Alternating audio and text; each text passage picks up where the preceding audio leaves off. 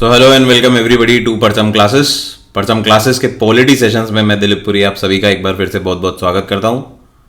Polity में we are dealing with the chapter fundamental rights as you people know, और fundamental rights में already we have covered up till article number 19।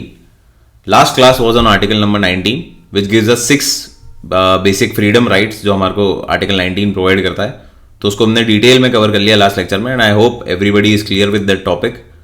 फिर भी अगर किसी को डाउट हो और somebody hasn't watched it तो आप पहले वो वीडियो जाके देख लें, so you will get a clear understanding of article 19। और उसके बाद we'll come at article number 20, 21, 22। तो ये आज के टॉपिक हैं which we will be dealing in today's lecture. Article number 20, article number 21, article number 22।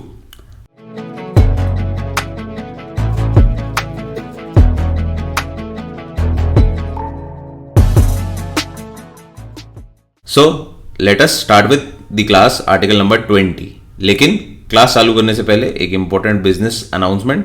सो वैसे आप सबको ही पता ही है, आप एप्लीकेशन से जाके जो भी हमारे कोर्स खरीदते हैं वहाँ पे आपको ऑलरेडी डिस्काउंट अवेलेबल है। परचम की ऐप डाउनलोड कीजिए, जिन लोगों को नहीं पता वहाँ पे जाके you can buy our courses. आप जो भी कोर्स खरीदेंगे वहाँ पे you have different kind of courses available there. Individual subject के कोर्स भी हैं, देन कॉम्प्रिहेंसिव कोर्स जो पूरे जीए को कवर करता है, inclusive of history, geography, polity, static portion, everything is included in this GA course. ये भी आप जाके बाय कर सकते हैं। And then we have some of the test series जहाँ पे बहुत ही अच्छे क्वेश्चंस डाले गए हैं और उसको एग्जाम पैटर्न पे बनाया गया है। तो you can always try that test series also. तो वहाँ जाके आप ऐप पे ये कोर्सेज खरीद सकते हैं। कोर्सेज की प्राइसेस आपको वहाँ दिख जाएंगी, उन पे ऑलरेडी अवेलेबल डिस्काउंट, ऐप पे ऑलरेडी डिस्काउंट दिए गए हैं। जो बेसिक डिस्काउंट है, बेस डिस्काउंट है, वो आपको मिल जाएंगे। Apart from that over and above आपको, अगर आप ये कोड लगाते हैं DIL15 तो आपको ओवर एंड अबव 15% का डिस्काउंट मिल जाएगा। 15% का डिस्काउंट ओवर एंड अबव जो आपको वहाँ पे डिस्काउंट अवेलेबल है उसके ऊपर और आपको 15% का डिस्काउंट मिल जाएगा। ये जो डिस्काउंट है ये आपको मेरे कोर्स पे, SSC पॉलिटी के कोर्स पे अवेलेबल होगा। साथ ही साथ any kind of test series you are buying तो उस पर भी एप्लीकेबल होगा।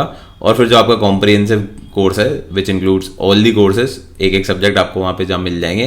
तो इन तीनों पे आपको ये चीज़ें अवेलेबल हो जाएगी। आप ये कूपन कोड लगा के 15% की छूट अतिरिक्त इंजॉय कर सकते हैं। आज का टॉपिक आर्टिकल 20, 21, 22 इंपॉर्टेंट आर्टिकल है। वैसे तो सारे फंडामेंटल राइट्स इंपॉर्टेंट है, सारे आर्टिकल इंपॉर्टेंट है, बट ये आर्टिकल जो है आर्टिकल 20, 21, 22 ये थोड़े से और ज़्यादा भी इंपॉर्टेंट है, क्योंकि एज एन अवेयर सिटीजन भी आपको ये पता होने चाहिए। आपको नहीं पता कब आपका अल्टरकेशन कानून के साथ, पुलिस के साथ या कोर्ट के साथ हो सके।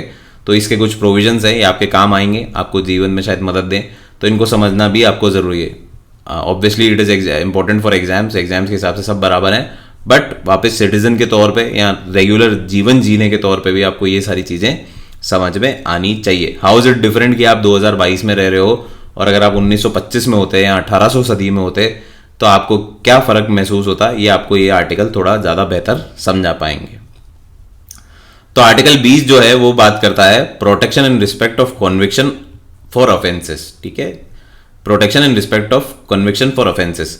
अब हमने क्या करा भाई, ऑफेंसेस है, कोई भी ऑफेंस है। ऑफेंस का मतलब क्या है कि आपने लॉ तोड़ा है। ऑफेंस का मतलब क्या है, लॉ में लिखा हुआ है, उस लॉ को आपने तोड़ा है, दिस इज एन ऑफेंस। ये बात आई समझ में। अगर लॉ में लिखा हुआ ही नहीं है फिर आप अगर कुछ कर रहे हैं तो वैसे ही भी ऑफेंस है ही नहीं। ठीक है, ऑफेंस का मतलब ही है कि जो लॉ में लिखा हुआ है उसको आपने तोड़ा है तो उसको, वो आपके लिए ऑफेंस है। ठीक है, तो सबसे पहला पार्ट तो हमने क्या करा, लॉ को कोडिफाई किया। हमने जब आज़ाद हुए तो हमने सारे लॉ को कोडिफाई करा। कॉन्स्टिट्यूशन में जो कॉन्स्टिट्यूशनल लॉज लिखे, उसके अलावा फिर हमने जो सपोर्टिंग लॉज हैं, पीनल कोड्स लिखे, CRPC लिखे, और जो भी अलग अलग लॉज हैं उनको हमने लेट डाउन करा।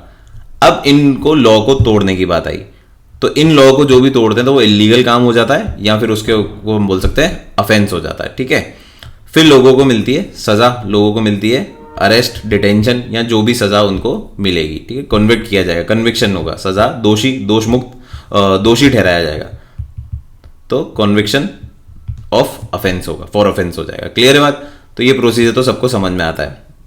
लेकिन क्या है, पुराने जमाने में जो दुख था हमारे को क्या था कि यहां तो ये चीज सही है कि भैया लॉ है, लॉ को तोड़ा है तो हमारे को क्या होगा, अरेस्ट या कोई भी कन्विक्शन, कोई भी सजा हमारे को सुनाई जाएगी, जो भी हमारी सजा दी गई है हमारे लॉ में, कानून में। ठीक है, लेकिन जब पुराने टाइम में हम जाएंगे, जब मोनार्कियल सिस्टम होता था या रजवाड़ा सिस्टम होता था, राजे रजवाड़े होते थे, डेमोक्रेसी नहीं होती थी, तो राजा के ऊपर या राजा की जो पावर अथॉरिटी होती थी, जो कि कानून से रिलेटेड बात करती थी या सजा देने से रिलेटेड जो पावर होती थी, वो आर्बिट्ररी पनिशमेंट दे दिया करते थे। क्या दे देते थे? आर्बिट्ररी पनिशमेंट दे देते थे, क्योंकि लॉ तो कोडिफाइड थे ही नहीं, लॉ कोडिफाइड थे नहीं। और कॉन्विक्शन भी क्या होता था? बड़ा ही बायस्ड होता था, बड़ा ही प्रेजुडिस्ड होता था, बायस्ड होता था कि अगर राजा को कोई नहीं पसंद तो उसको शायद जान से भी मार दे, और कोई पसंद है तो उसको गुनाह करने पे भी छोड़ दे। तो ये किसी के लिए क्या था? एक आर्बिट्ररी पनिशमेंट था। एक आम आदमी का दुख क्या था कि भैया हमने कानून तोड़ा हो, चलो आपने कानून बनाया है, कोडिफाई नहीं करा है, पर आपका कानून हम मान भी लेते हैं, आपने जनहित में जारी कर रखा है, आपने लोगों को बता रखा है, या माहौल है, बट फिर भी क्या हो रहा है कि आप पनिशमेंट एक प्रॉपर तरीके से नहीं दे रहे हो, एक सेट पैटर्न की तरह प्रोसीजर एस्टेब्लिश करके नहीं दे रहे हो, आप आर्बिट्ररी पनिशमेंट दे रहे हो, किसी को भी आर्बिट्ररी पनिशमेंट दे रहे हो। आपका मन कर रहा है तो उसको छोड़ रहे हो, आपका मन कर रहा है उसको मार रहे हो, आपको मन कर रहा है उसको पत्थर से मार रहे हो, आपका मन कर रहा है उसको बंद कर रहे हो, या आपको मन कर रहा है तो आप उसको राशन पानी सब बंद कर दिया उसका, या फिर आपने सॉलिटरी कन्फाइनमेंट में आपने एक कारावास में रख दिया जहां पे वही अकेला बैठ के सड़ रहा है। तो न पनिशमेंट डिफाइंड है, न लॉ डिफाइंड है, सब कुछ आर्बिट्ररी ही चल रहा है। तो उसी चीज को प्रोटेक्ट करने के लिए हमें क्या लाना पड़ा? आर्टिकल नंबर 20 की protection in respect of conviction for offences. ठीक है। साथ ही साथ कई बार ऐसे भी मौके होते थे कि आदमी को पुराने पाप की वजह से सजा दे दी जाती थी। भले ही कानून आज की तारीख में नहीं है, जिस दिन वो क्राइम कर रहा है, लेकिन आज से 2 साल बाद जाके अगर कोई कानून बन जाता है, कोई लॉ बन जाता है, तो भी पुराने टाइम के बेसिस पे उनको सजा दे दी जाती थी। ठीक है। इस तरीके का आर्बिट्ररी बिहेवियर भी होता था। किसी से अगर पर्सनल खुंदस है तो उसको एक ही सजा कि एक ही क्राइम की 2 बार सजा भी दे दी जाती थी, 3 बार भी सजा दे दी जाती थी। तो ये वाली प्रॉब्लम्स भी होती थी। तो इन सब प्रॉब्लम्स को दूर करने के लिए हम लाए आर्टिकल नंबर 20, हमारे कॉन्स्टिट्यूशन में डाला गया आर्टिकल नंबर 20, जो कि अवेलेबल है to all the persons of our country. अब इसमें it is not available only to the citizens, ये सारे लोगों को अवेलेबल है, बीइंग अ सिटीजन और a non citizen who is residing in our country, जो हमारे यहाँ पे रह रहा है, सबके लिए अवेलेबल है। ठीक है। सो आर्बिट्ररी पनिशमेंट, अब इसमें क्या है? 3 आर्बिट्ररीनेस है जो हम कवर करते हैं। No ex post facto law, जैसा मैंने आपको बताया कि रेट्रोस्पेक्टिव आपको सजा नहीं मिलेगी, ठीक है। तो जैसे गोवा में गैम्बलिंग इज अलाउड, गोवा में कसिनोज हैं और कसिनो में आप गैम्बलिंग कर सकते हैं, लेकिन आज से क्या हो जाता है? आज से सपोज करो कि गोवा में कसिनोज लीगल नहीं रहते, इल्लीगल बोल दिया जाता है। आज रूल निकलता है, गोवा ने निकाल दिया कि भैया अब कसिनोज इल्लीगल हैं, कोई भी अगर कसिनो में पाया गया या ऐसी कोई हरकत करते हुए, गैम्बलिंग करते हुए पाया गया, तो उसको फलाना ढिंगड़ा सजा होगी, 5 साल की सजा होगी, 2 साल की सजा होगी, 15,000 का फाइन लगेगा, वॉट एवर दी सजा भी। ठीक है। जो भी इम्प्रिजनमेंट है या जो भी फाइन है, that is a different matter. But क्योंकि ये आज हो रहा है, और मैंने क्या करा था? मैं कसिनो में गया था 2 साल पहले खेलने, ठीक है। मैं गया कसिनो में 2 साल पहले खेलने, तो क्या ये मुझे आज की तारीख में कसिनो में खेलने या गैम्बलिंग करने के चक्कर में मुझे सजा दे सकते हैं? क्या ये दे सकते हैं? तो ये प्रोटेक्शन मुझे देता है आर्टिकल 20। ऐसा नहीं हो सकता, क्योंकि कोई भी एक्स पोस्ट फैक्टो लॉ नहीं चलेगा, यानी आप रेट्रोस्पेक्टिव सजा नहीं दे सकते। कोई भी अगर लॉ बना है तो जिस दिन बना है उससे और उसके आने वाले टाइम में, फ्यूचर में ही आप उसके लिए, उसका ब्रीच के लिए आप किसी को, कोई भी उस लॉ को अगर ब्रीच कर रहा है तो ही आप सजा सुना सकते हो। पुराने टाइम में जब वो लॉ था ही नहीं, वो कानून था ही नहीं, वो गुनाह था ही नहीं, वो ऑफेंस था ही नहीं, तब के नाम पे आप उनको सजा नहीं सुना सकते हो। रेट्रोस्पेक्टिव फैक्ट पे ये बात नहीं होगी। इसमें एक इंपॉर्टेंट चीज जानने की है कि this is only dealing with criminal aspect. हम सिर्फ क्रिमिनल एस्पेक्ट की बात कर रहे हैं, हम सिविल केसेस की बात नहीं कर रहे हैं या सिविल लॉ की बात नहीं कर रहे। सिविल लॉ में ऐसा हो सकता है कि आपको रेट्रोस्पेक्टिव बेसिस पे सजा मिल सके, पेनल्टीज लग सके। सजा तो उनमें क्या होती है? पेनल्टीज लग सकती हैं आपको। तो सिविल ब्रीच में आपके साथ ये हो सकता है, but as far as criminal breach is concern, तो रेट्रोस्पेक्टिव फैक्ट पे आपको कोई सजा नहीं मिलेगी। ये प्रोटेक्शन आपको देता है आर्टिकल नंबर 20, जिसको हम बोलते हैं no ex post facto law. Clear है? Then comes no double jeopardy. No double jeopardy, जैसे नाम से पता पड़ रहा है, जियोपार्डी इज हार्म, या डैमेज कोई भी है।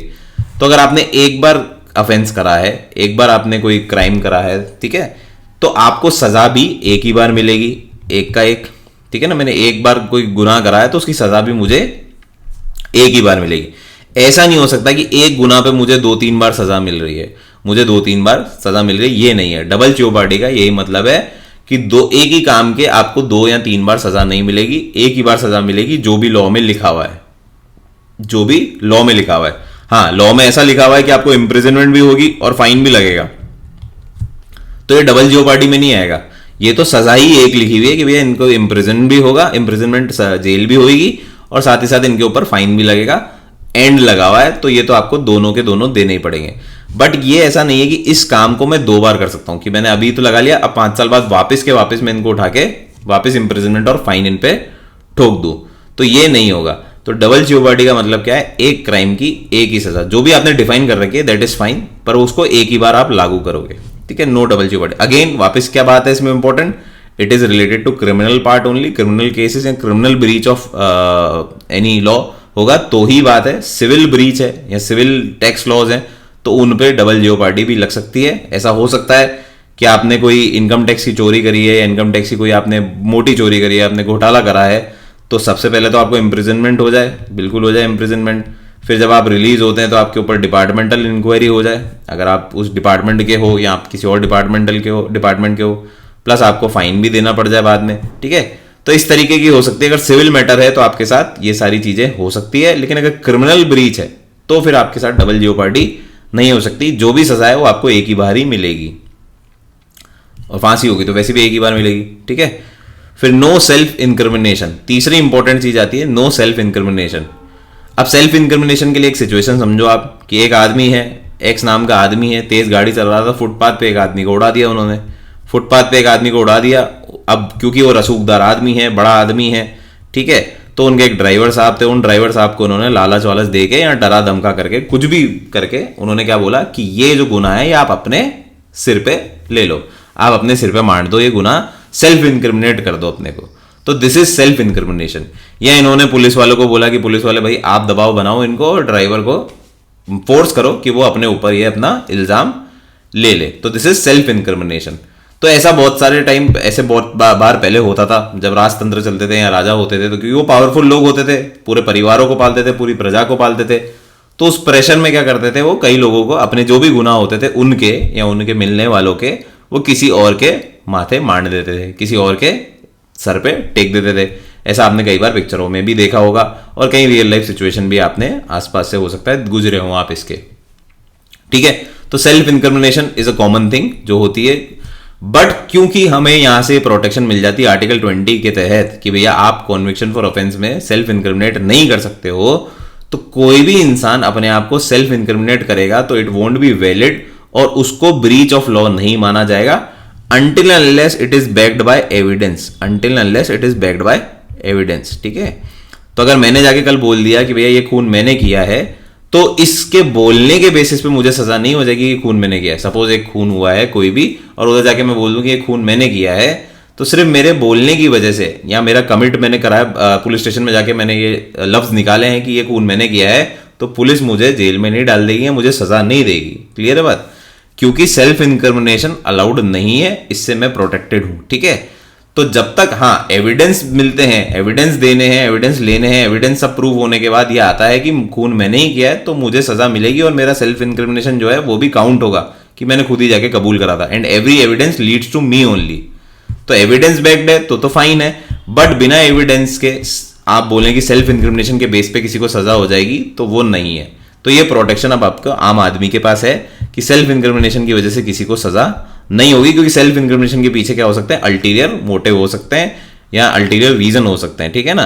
कि किसी को दबाव में किसी ने आपको बोला हो कि आप सेल्फ इंक्रिमिनेट कर लीजिए, किसी ने आपको लालच दिया हो, किसी ने आपके परिवार पे खतरा गया हो, किसी ने आपके माथे पे कनपट्टी पे बंदूक रखी हो कि भैया कबूल करना पड़ेगा आपको, तो there can be n number of reasons. तो इससे प्रोटेक्ट करने के लिए हमें क्या बोला गया कि आर्टिकल 20 आपको प्रोटेक्ट करता है कि जब तक आपके एविडेंस नहीं बोलते हैं कि आपने गुनाह किया है, आपके कबूल करने से गुनाह को सजा में नहीं तब्दील किया जा सकता, ठीक है ना, आपके लिए सजा नहीं बन सकती।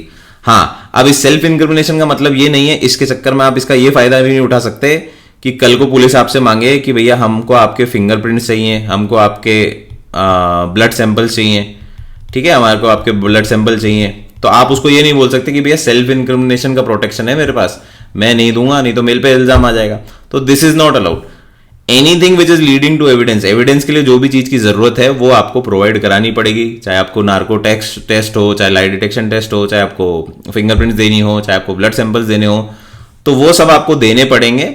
वो सेल्फ इंक्रिमिनेशन की डेफिनेशन में नहीं आएंगे। सेल्फ इंक्रिमिनेशन में सिर्फ क्या आएगा कि आप जाके खुद बोल रहे हैं कि मैंने ये गुनाह किया है, ये कबूल कर रहे हैं, तो इसको अपन लेंगे सेल्फ इंक्रिमिनेशन में। और ये जब तक मान्य नहीं है जब तक एविडेंस आपके बैक नहीं करते कि भैया आप ही ने ये गुनाह किया है। So this is another kind of protection which is given to us by article number 20। तो बेसिकली 3 टाइप के प्रोटेक्शन हमारे को देता है। आर्बिट्ररी पनिशमेंट को अवॉइड करने के लिए, एक सेट पैटर्न बनाने के लिए कि भैया सेट सजा होनी चाहिए, आर्बिट्ररी एक्शन किसी भी प्रकार का नहीं होना चाहिए। और आर्बिट्ररी एक्शन हमारे कॉन्स्टिट्यूशन में सब जगह से अवॉइड है। स्टेट के बिहेवियर में भी अलाउड नहीं है, लॉ में भी अलाउड नहीं है, सजा ऑफेंस और कॉन्विक्शन में भी अलाउड नहीं है। तो आर्बिट्रीनेस तो हमारे को हटानी है, तभी तो डेमोक्रेसी है कि एक सेट पैटर्न ऑफ रूल है, एक सेट रूल बुक है, कॉन्स्टिट्यूशन है, वहां पे सब कुछ लिखा हुआ है। तभी तो इतनी बड़ी किताब बनाई है हमने, ताकि कुछ भी आर्बिट्ररी नहीं हो, मनचाहा नहीं हो। There should be a rule book, ठीक है। तो ये सेल्फ इंक्रिमिनेशन भी अलाउड नहीं है, ठीक है। तो ये 3 टाइप के प्रोटेक्शन देता है फॉर टू एनी पर्सन, जिसपे कोई भी इल्जाम लग रहे हैं या कोई भी दोष लग रहे हैं, तो वो इन 3 तरह की प्रोटेक्शन पा सकता है under article number 20। Now comes article number 21 which is very important article. Article number 21 भी बहुत इंपॉर्टेंट है। It says protection of life and personal liberty. No person shall be deprived of life and personal liberty except procedure established by law. अब जैसे अपन ने बात करी कि पहले क्या होता था, आर्बिट्ररी बिहेवियर होते थे। आर्बिट्ररी बिहेवियर होते थे तो जो पावर पोजीशन में होते थे या जो राजा होते थे या उनके जो भी लोग होते थे, पर्सनल जो पावर अथॉरिटी होती थी, तो वो किसी की भी जान लेना, लिबर्टी लेना वॉज अ मामूली थिंग, ठीक है। कोई भी आता था, कोई भी अगर किसी को सजा भी देनी है तो हमने सजा दे दी, और किसी की जान लेनी है तो हमने जान भी ली। किसी को बंदी बनाना तो उसको हमने बंदी बना लिया, क्योंकि कोई कोडिफाइड लॉज नहीं है तो एक्शन भी नहीं है, प्रोसीजर भी एस्टेब्लिश नहीं है। तो हम क्या करते थे, हम मतलब पुराने टाइम के जो लोग थे वो क्या करते थे कि यहाँ पे ये चीज अवेलेबल नहीं थी, किसी को भी लाइफ और पर्सनल लिबर्टी की आजादी नहीं थी। वो सब ऑथोरिटेटिव जो पोजीशन होती थी उन्हीं के पास हक रहता था कि अगर वो किसी की जान लेना चाहे तो वो जान ले भी सकते हैं, और किसी की लिबर्टी छीनना चाहे तो वो छीन भी सकते हैं। लेकिन जैसे जैसे इवोल्यूशन हुआ है सिविलाइजेशन का, दुनिया का हुआ, तो धीरे धीरे रूल्स बनने लगे कि ऐसा नहीं है कि आप किसी की भी लाइफ और लिबर्टी ऐसे ले सकते हो। कोई इंसान अगर दुनिया में जन्म लिया है तो उसके पास पूरे लाइफ और लिबर्टी के अधिकार भी हैं। और फिर with the release of constitution और आगे आगे जैसे डेमोक्रेसी बनती गई, तो हमने आर्टिकल नंबर 21 हमारे कॉन्स्टिट्यूशन में डाला, जो कि बोलता है no person shall be deprived of life and professional and personal liberty except procedure established by law. अब ये हमने कॉन्स्टिट्यूशन के टाइम में डाला कि भैया किसी की भी लाइफ और पर्सनल लिबर्टी नहीं छीनी जा सकती until unless it is procedure established by law। अगर कोई लॉ है जो हमने कोडिफाई करें, उसको तोड़ा है, और उसको तोड़ने के बाद हमने उस लॉ का पूरा प्रोसीजर जो है कि भैया इसने सजा करी तो इसको इस तरीके से हमें अरेस्ट करना है, फिर मजिस्ट्रेट के सामने पेश करना है, फिर हमने मजिस्ट्रेट ने जो आगे कस्टडी सुनाई वो कस्टडी सुनाई, फिर हमारे को उसको कितना कन्विक्शन करना है, सारी चीजें करने के बाद, पूरा प्रोसीजर करने के बाद उनको सजा हुई, तो ये हमने क्या बोल लिया, ये सही है। फिर हम किसी की लाइफ लेना चाहें, किसी को फांसी की सजा देना चाहें तो बिल्कुल सही है, किसी को जेल के अंदर, कारावास के अंदर रखना चाहें तो ये भी सही है। लिबर्टी भी उसकी छीनी जा सकती है, सब कुछ छीना जा सकता है, बट आपको क्या फॉलो करना है, इधर इंपॉर्टेंट पॉइंट क्या बन गया, प्रोसीजर एस्टेब्लिश्ड बाय लॉ। तो अगर आपने लॉ तोड़ा है, ऑफेंस हुआ है, ब्रीच ऑफ लॉ हुआ है, और उसके बाद आपने procedure established by law follow किया है, तो आप किसी की भी लाइफ और लिबर्टी छीन सकते हो। ये अधिकार है हमारे कानून के पास, ठीक है। लेकिन अगर प्रोसीजर एस्टेब्लिश बाय लॉ नहीं फॉलो हुआ है तो आप किसी की भी लाइफ और लिबर्टी नहीं ले सकते हो। ये प्रोटेक्शन हमारे को दी गई थी हमारे कॉन्स्टिट्यूशन की, कॉन्स्टिट्यूशन जब हमारा रिलीज हुआ या जब हम आजाद हुए, ठीक है। लेकिन अब इधर एक क्वेश्चन क्या आता है कि प्रोसीजर एस्टेब्लिश बाय लॉ तो ठीक है, चलो आपने बहुत अच्छी बात है कि आप प्रोसीजर फॉलो कर रहे हो, जो जो प्रोसीजर है पूरा फॉलो होना चाहिए, उसमें कोई भी दुर्व्यवहार नहीं होना चाहिए या कोई भी इमोरल चीज नहीं होनी चाहिए कि प्रोसीजर को आप बाइफरकेट कर रहे हो, आप अपनी मर्जी से कर रहे हो, वो फॉलो हो रहा है तो आपके पास आपको सजा देने का अधिकार है। लेकिन क्या ये जो लॉ बना है ये फेयर है, ये लॉ फेयर है, ये लॉ जस्ट है, ये लॉ रीजनेबल है? इसका जवाब कौन देगा? इसका जवाब कौन देगा कि ये जो लॉ है क्या वो एक्चुअल में फेयर है बिल्कुल, या बिल्कुल जस्ट है, बिल्कुल रीजनेबल है? इसके ऊपर कोई सवाल नहीं था। इसका मतलब आप आर्बिट्री एक्शन ऑफ एग्जीक्यूटिव को तो कवर कर रहे हो कि प्रोसीजर फॉलो हो रहा है या नहीं हो रहा है, सजा तरीके से सुनाई जा रही है नहीं जा रही है, पुलिस अपना काम ढंग से कर रही है नहीं कर रही है, फिर उसको कोर्ट में पेश तरीके से किया जा रहा है नहीं किया जा रहा है, डिटेंशन के जो भी प्रोविजन है वो सब फॉलो हो रहे हैं या नहीं हो रहे हैं। प्रोसीजर पे आप पूरा फोकस कर रहे हो, यानी एग्जीक्यूटिव पार्ट पे आप पूरा फोकस कर रहे हो। लेकिन जो लेजिस्लेटिव पार्ट है, जो कानून बना रहे हैं, जो कानून है, उसको तो आप इग्नोर मार रहे हो। वो तो आर्बिट्री तो भी हो सकता है कि किसी को एक लॉ बनाना था, कोई पर्सनल ग्रज थी या कुछ भी था, लॉ था, लॉ पास हो गया, बट क्या वो लॉ जस्ट है, फेयर है, ये कौन डिसाइड करेगा? रीजनेबल है, ये कौन डिसाइड करेगा? तो इसके ऊपर हमारे हमेशा चर्चा रही हमारे देश में, जब से आज़ादी हुई, जब से कॉन्स्टिट्यूशन आया, तो उससे लेके हमारे रिसेंट टाइम्स तक हमारे इस पे चर्चा चलती रही है और आज तक चर्चा तो चलती ही रहती है। तो इस पे एक फेमस केस था 1950 में, ए गोपालन केस, जहां पे सुप्रीम कोर्ट का जो रूलिंग थी वो ये थी कि भैया अगर procedure establish by law follow हुआ है, फिर चाहे लॉ जस्ट हो या नहीं हो, उससे हमें मतलब नहीं है, उतनी हमारी पावर नहीं है। अगर प्रोसीजर एस्टेब्लिश बाय लॉ हुआ है तो द लॉ हैज और द पुलिस हैज और द एनी अथॉरिटी हैज, जो भी जिसकी पावर पोजीशन में है, has the right to take away the life और personal liberty depending upon the crime. जो भी क्राइम बता रखा है उसके हिसाब से आप लाइफ और पर्सनल लिबर्टी किसी की भी छीन सकते हो। ऐसा ही हमारे देश में चलता हुआ आया। तो ये बहुत ही पेरोकियल माइंडसेट था, नैरो माइंडेड अप्रोच थी सुप्रीम कोर्ट की अप टिल 1950। लेकिन फिर 1978 में जब मनेका गांधी केस आया तो वहां पे सुप्रीम कोर्ट ने जो अपना पुराना जजमेंट था उसको रूल आउट किया और मनेका गांधी केस में बोला गया कि नहीं भैया, आपको ड्यू प्रोसेस ऑफ लॉ भी देखना पड़ेगा, ड्यू प्रोसेस ऑफ लॉ भी देखना पड़ेगा कि जो लॉ बना हुआ है क्या ये जस्ट है, क्या ये फेयर है, क्या ये रीजनेबल है, ये भी आपको चेक करना पड़ेगा।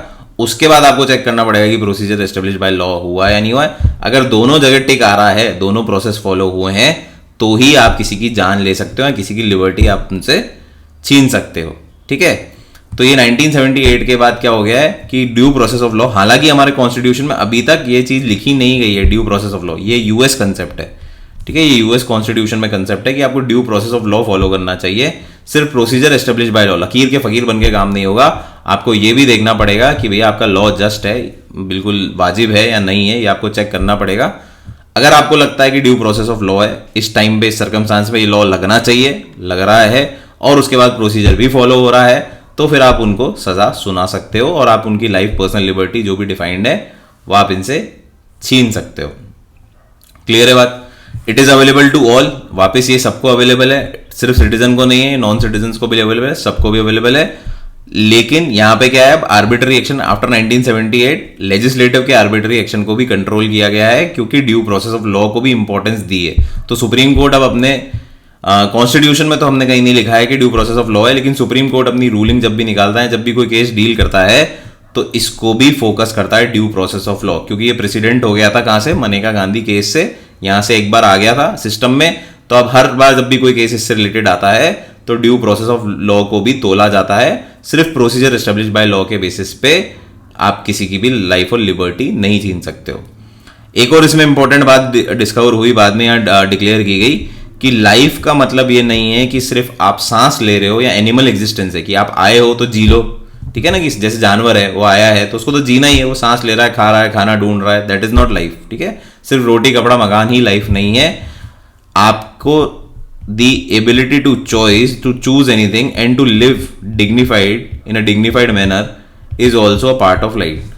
तो लाइफ में सिर्फ सांस लेना या सिर्फ जीना, जो सोशल एग्जिस्टेंस है, वो ही लाइफ नहीं है। इसके अलावा आपके पास बहुत सारे राइट्स होने चाहिए जो लाइफ में फॉल करते हैं, लाइफ की डेफिनेशन में फॉल करते हैं। तो राइट टू लाइफ में राइट टू एजुकेशन भी आएगा, राइट टू एनवायरमेंट भी आएगा, राइट टू हेल्थ भी आएगा, ऐसे बहुत सारी चीजें आपके राइट टू लाइफ में आएगी। तो आपसे ये कोई भी चीज नहीं छीनी जा सकती।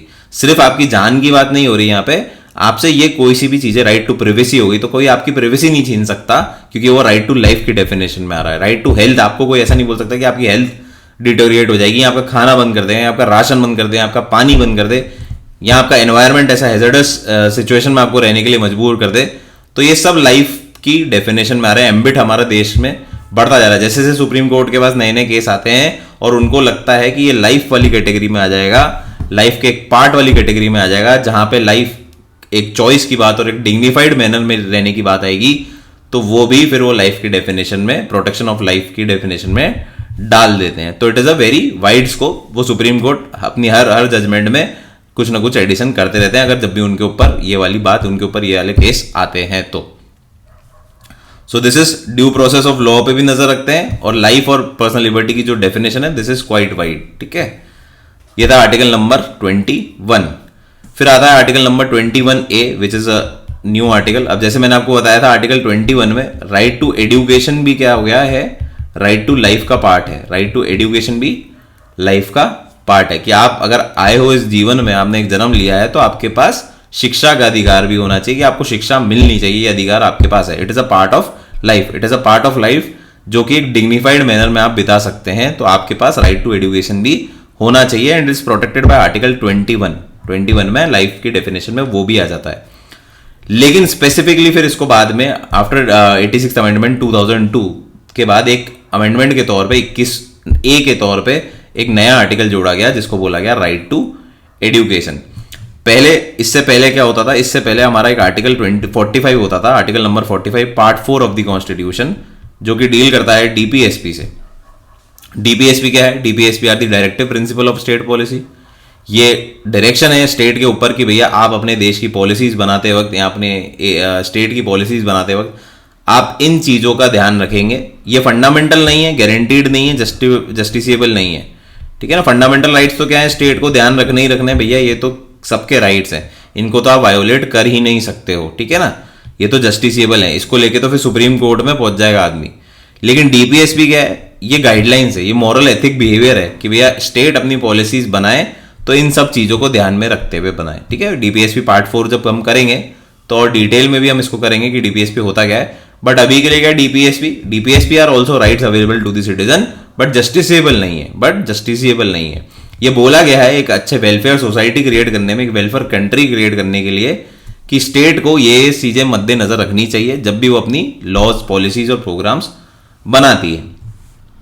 तो उसी में एक आर्टिकल हुआ करता था, आर्टिकल नंबर 45, जो कि बोलता था कि भैया सबको प्राइमरी एजुकेशन मिलनी चाहिए up to the age of 14 years, ठीक है। स्टेट की जो स्टेट है या जो हमारी गवर्नेंस है उसको एंडेवर करने चाहिए, उसको प्रयास करने चाहिए कि 14 साल तक के बच्चे को free education, elementary education provide की जा सके। बट क्योंकि जब हमारा देश आज़ाद हुआ था तो हम गरीब थे, हम बिल्कुल त्रस्त थे, हमें सब लूट गए थे, हम पूरे, मतलब हम काफ़ी पुअर सिचुएशन में हमारी कंट्री थी। फिर हमारे अंदर अपने काफ़ी सारे मतभेद थे, पार्टीशन हुआ, बहुत सारी चीज़ें चल रही थी। तो तब हमारे यहाँ पे फंड्स जो भी लिमिटेड रिसोर्सेज थे, हमारे पास रिसोर्सेज लिमिटेड थे, तो हम इसको एज अ गारंटीड राइट यानी एज अ फंडामेंटल राइट नहीं इंट्रोड्यूस कर सकते थे, क्योंकि तब हमारी we were on the growing phase और दी डेवलपिंग फेज, हम वापस उठ रहे थे, ठीक है। हम स्टैंडिंग फेज पे थे, हम स्टैब्लिश नहीं थे। बट लेटर ऑन इनफैक्ट जब कॉन्स्टिट्यूशन आया तो अंबेडकर साहब ने 10 ईयर पीरियड भी लगाया था इस पे कि 10 साल के अंदर अंदर we should be self sustainable, कि हम सब बच्चे को एजुकेशन प्रोवाइड कर सकें और ये जो डीपीएसपी है इसको हम फंडामेंटल राइट बना सकें, गारंटीड राइट बना सकें। बट अनफॉर्चुनेटली ऐसा हुआ नहीं और it took time. Finally in 2002 इसको क्या किया गया, जो ये आपका 45 वाला जो आर्टिकल था डीपीएसपी का, इसमें कुछ बदलाव किए गए। और इधर तो जो आपको 0 to 14 ईयर की एजुकेशन लिखी हुई थी कि 0 से 14 साल तक के बच्चों को एजुकेशन प्रोवाइड कराना should be an endeavour of the state, उसको अब क्या कर दिया, 0 to 6 ईयर्स कर दिया कि 6 साल तक की कोशिश करे स्टेट, 6 साल तक के बच्चे को एजुकेशन प्रोवाइड कराने के ऐसे प्रयास करते रहे जिससे ये एजुकेशन प्रमोट हो। और 6 से 14 साल के जो बच्चे हैं, 6 से जो 14 साल के बच्चे हैं, उसको तो भैया फंडामेंटल राइट बना दिया कि 6 से 14 साल के बच्चे को तो आपको एजुकेशन फ्री प्रोवाइड करानी ही करानी है, ये फंडामेंटल राइट है, जिसको अभी रिसेंटली 3 to 18 ईयर्स पे करने की बात चल रही है। इस एज ग्रुप को क्या करना है, 3 to 18 ईयर्स तक करने की बात चल रही है। अभी के लिए क्या है, 6 to 14 ईयर्स तक के बच्चे को आपको एलिमेंट्री और प्राइमरी एजुकेशन जो आपको है वो आपको फ्री और कंपलसरी आपको प्रोवाइड करनी है, मैंडेटरी है स्टेट के ऊपर कि आप ऐसे प्रावधान करेंगे कि 6 से 14 साल का बच्चा शिक्षा से वंचित न हो पाए। और इसी के लिए फिर आरटीई एक्ट भी आए जिसमें 25% कोटा प्राइवेट और एडेड स्कूलों में भी है। तो सबके पास एजुकेशन है, शिक्षा से ही हमारे देश का उद्धार हो सकता है। और इसी पे फोकस करते हुए क्या किया गया है कि इसको एक फंडामेंटल राइट बना दिया है। पहले ये डीपीएसपी हुआ करता था आर्टिकल 45 में, अब यह आर्टिकल 21A के तौर पे राइट टू एजुकेशन एक फंडामेंटल राइट बना दिया गया है 21A, जिसमें 6 to 14 ईयर्स के बच्चे को फ्री और कंपलसरी एजुकेशन देनी ही देनी है। कोई भी बच्चा वंचित नहीं रहना चाहिए। अब ये कोई ले, सरकार तो दे रही है, सरकार दे रही है, गवर्नेंस दे रही है, इसके लिए प्रोविजन कर रही है, लेकिन इसको सपोर्ट करने के लिए एक आर्टिकल 51A भी बना दिया गया है, जो कि पार्ट है हमारे फंडामेंटल ड्यूटीज का। क्या है हमारे फंडामेंटल ड्यूटीज का। तो हमारे नागरिकों के ऊपर ये ड्यूटी भी लगा दी है कि भैया आप अपने बच्चों को, अपने वार्ड को कृपा करके स्कूल भेजें, ताकि वो 6 से 14 साल के जो बच्चे हैं वो शिक्षा ग्रहण कर पाए, जो कि स्टेट जो है, जो स्टेट मशीनरी है, गवर्नेंस है, वो आपको फ्री और कंपलसरी वैसे ही प्रोवाइड करा रही है।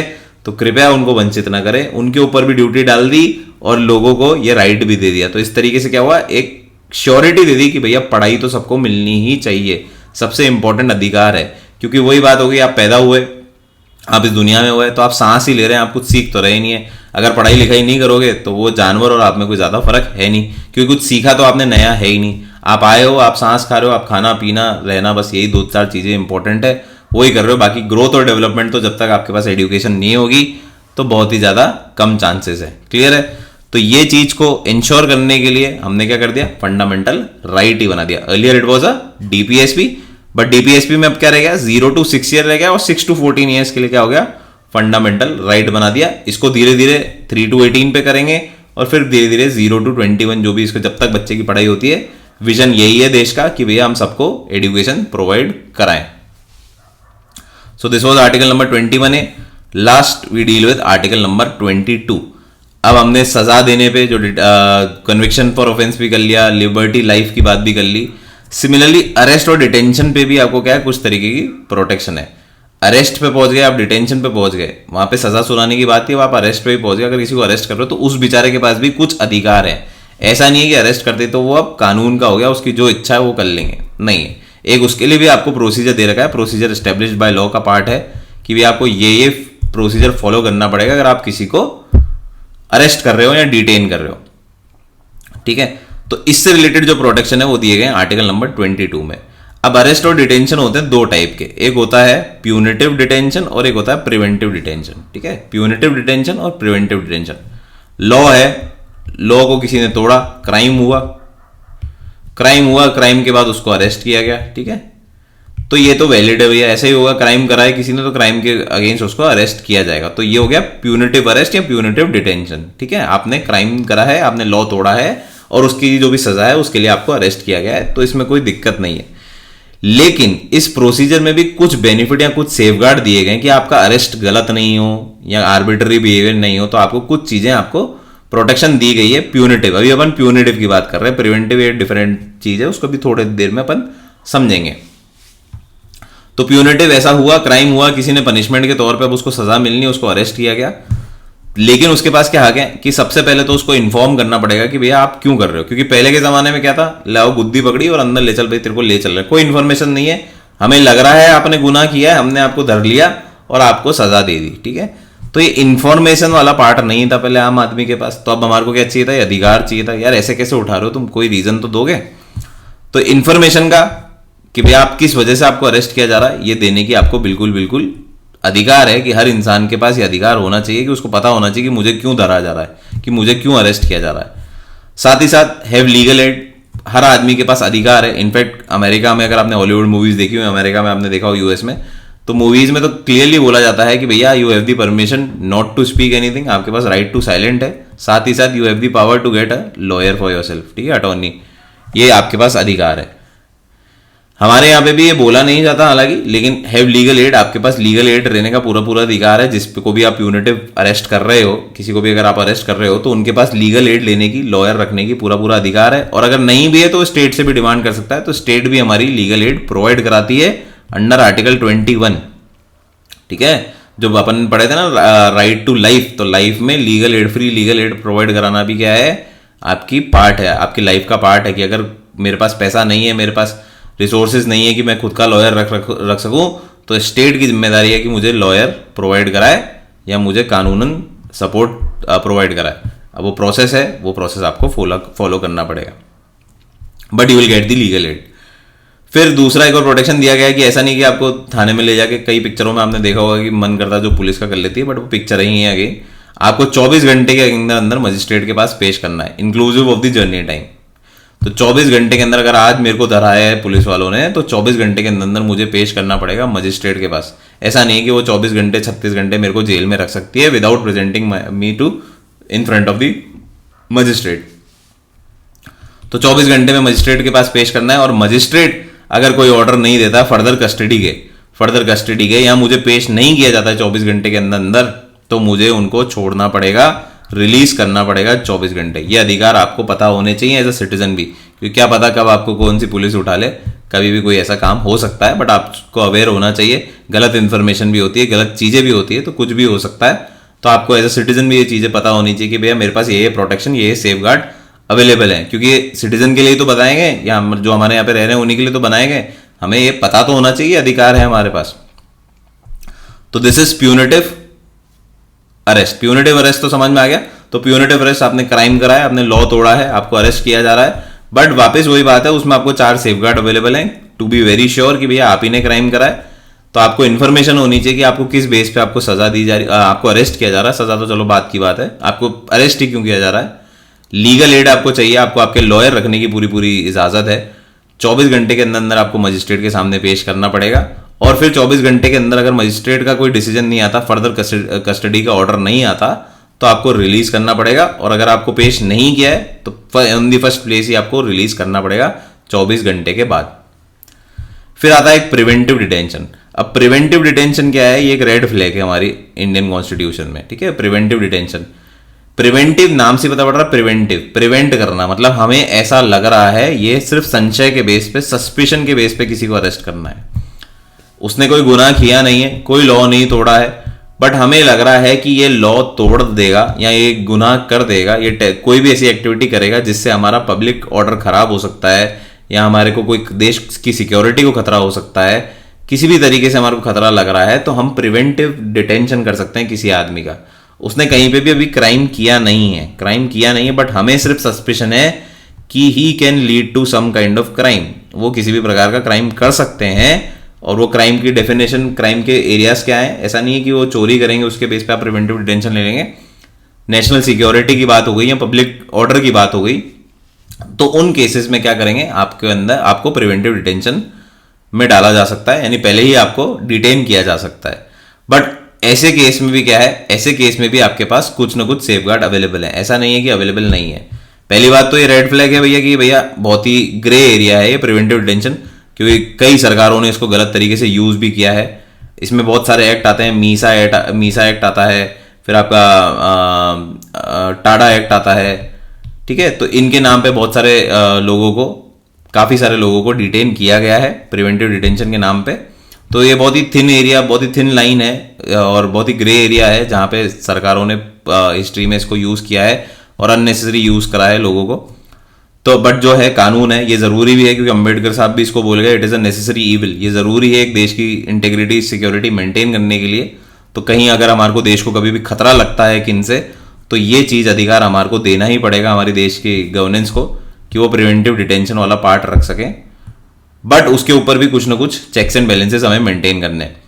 तो ये सेफगार्ड हमें दिए हैं कि भैया 3 महीने से ज़्यादा आपका प्रिवेंटिव डिटेंशन नहीं होगा। तो अगर किसी को प्रिवेंटिव डिटेंशन के तहत उठाया है इन एक्ट के थ्रू, मीज़ा हो गया, टाडा हो गया, या दूसरे जो एक्ट हो गए, तो उनके थ्रू अगर आपको किसी को उठाया गया है, NSA हो गया, नेशनल सिक्योरिटी एक्ट हो गया, तो इनके तहत अगर किसी को उठाया है तो 3 महीने से ज़्यादा आप उनको डिटेन नहीं कर सकते हो। डिटेन्यू को, डिटेन्यू कौन, जिसको अपन डिटेन करते हैं तो उसको अपन डिटेन्यू बोलते हैं।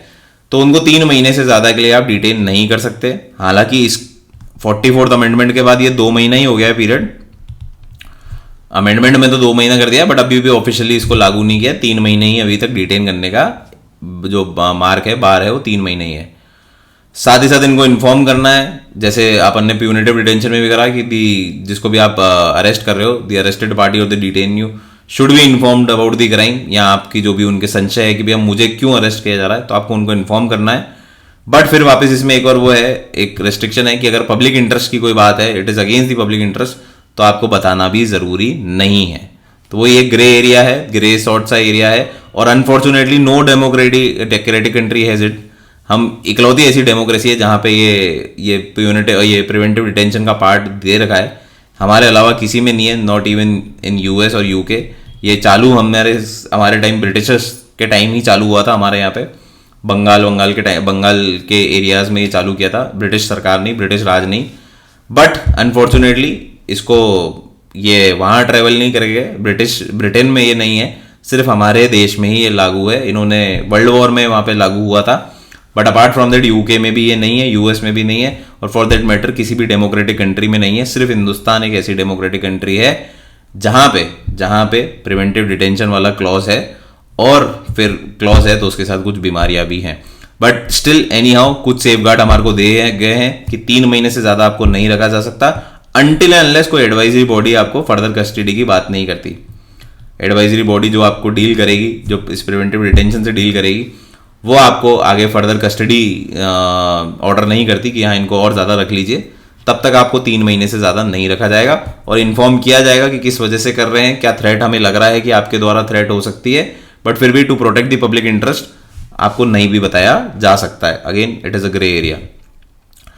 एक रीसेंट डेवलपमेंट इधर आया है। अगर रीसेंट डेवलपमेंट अगर हम बात करेंगे तो recent development Banka Ravikant case है, पब्लिक डिसऑर्डर का बांका रविकांत केस है। सो ये बेसिकली एक फोर्जरी का केस है, ये तेलंगाना का केस है। तो यहाँ पे प्रिवेंटिव डिटेंशन के तौर पे बांका रविकांत साहब स्मगलिंग और उनको प्रोटेक्ट करता हुआ केस है, तो उनको डिटेन किया गया on preventive detention grounds. Telangana का ही कोई एक्ट है, क्योंकि एक्ट स्टेट के एक्ट भी हो सकते हैं ये जो एक्ट है, और सेंट्रल लेवल एक्ट भी हो सकते हैं। तो तेलंगाना का ही कोई एक्ट है, उसके तहत इनको प्रिवेंटिव डिटेन किया गया।